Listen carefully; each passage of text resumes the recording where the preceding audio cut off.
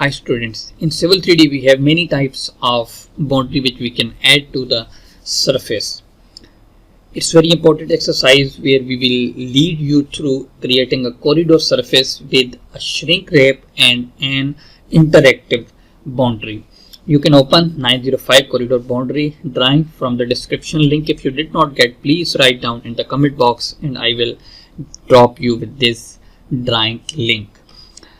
Then just select the corridor to activate the corridor contextual tab here. From the corridor contextual tab, modify panel, choose the corridor properties icon like this. On the surface tab of corridor properties dialog box, click the create a corridor surface button in the upper left corner of the dialog. You should now have a surface items in the bottom half of the dialog box here. Click the surface item under the name column and change the default name of your surface to North River Crossing Top. Like this, and then verify that links has been selected from the drop down list in the specify code selection box, and then also surface specify code should be top, and then data type should be links. Just click the add surface item button to add top links to the surface definition and set the overhang correction to the top links like this, and then fill in the add as break line checkbox. Just click OK to accept the setting in the dialog box and choose rebuild the corridor when prompted and examine your surface. The road surface should look fine. However, because you have not yet added a boundary to this surface, undesirable triangulation is occurring outside your corridor area and the area bounded by road A, road B and C, D. Just expand the branches in prospector surface branches, and you can note that you now have a corridor surface listed in the addition to the existing surface that was already in the drawing. Select the corridor again to activate the corridor contextual tab if it is not already selected. From the corridor contextual tab, modify corridor panel, choose corridor properties.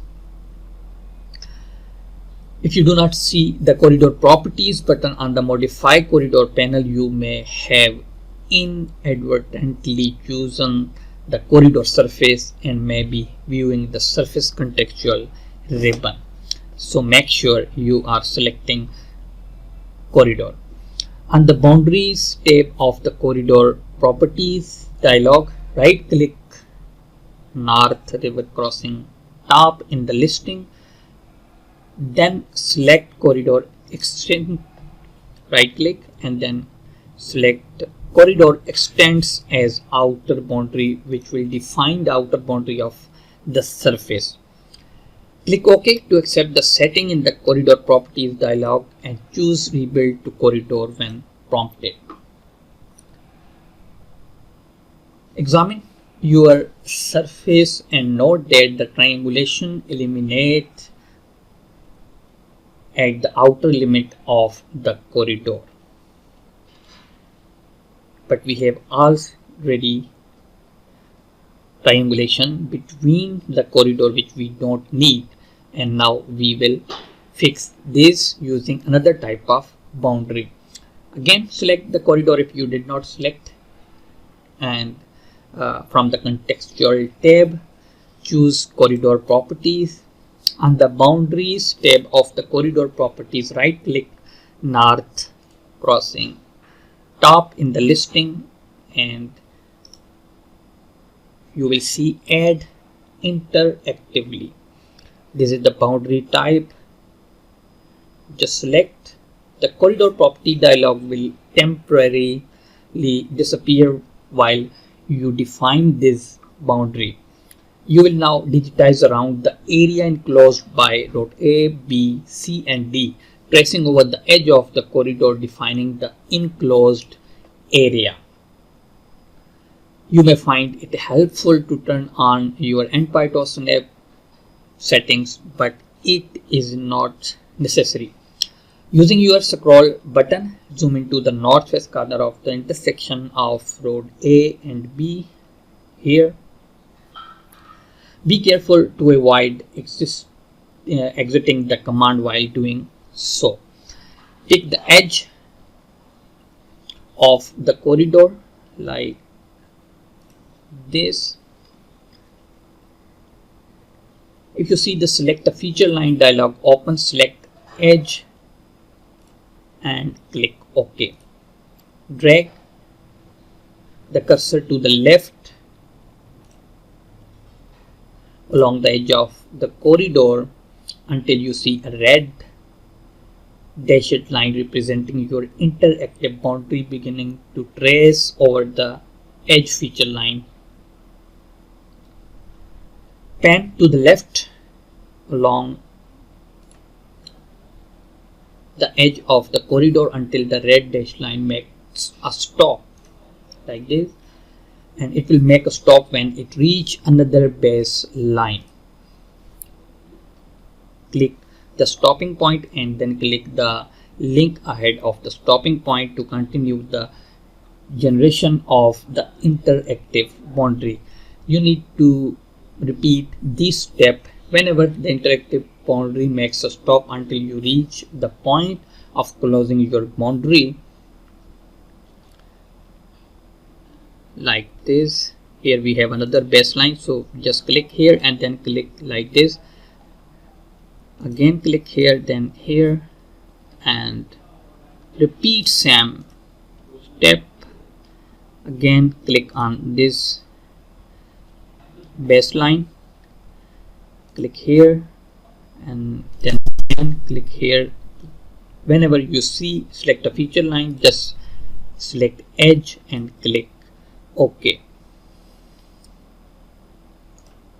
like this.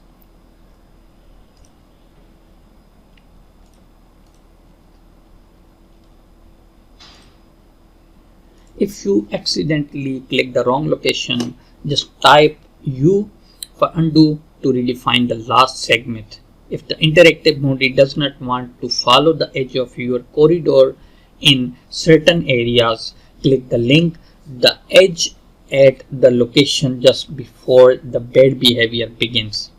If the select the feature line dialogs open like this, displaying two edges, feature line or anything else, just pick the top one and click OK.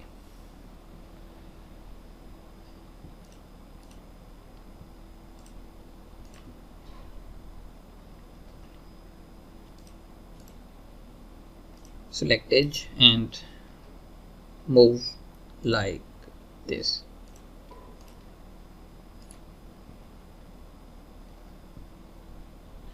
To close your boundary, click the link just before the starting point and type C for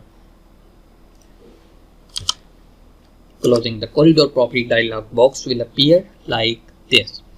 On the boundary tab of the corridor properties, there are two boundaries now listed under the North River Crossing top surface. Select corridor boundary 2, this one, and click in the use type column to change the setting to hide boundary. Here we have outside boundary, but we need to change the type of this boundary to hide. Click OK to dismiss the corridor properties dialogs and rebuild the corridor if prompted.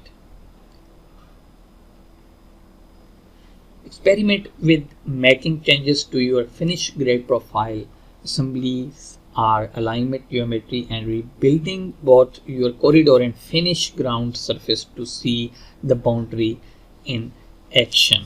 So this is how we can eliminate our extra triangulation between our road surfaces or outside of the road surfaces. Hope you like this video. Stay tuned with us for more advanced Civil 3D tips and tricks.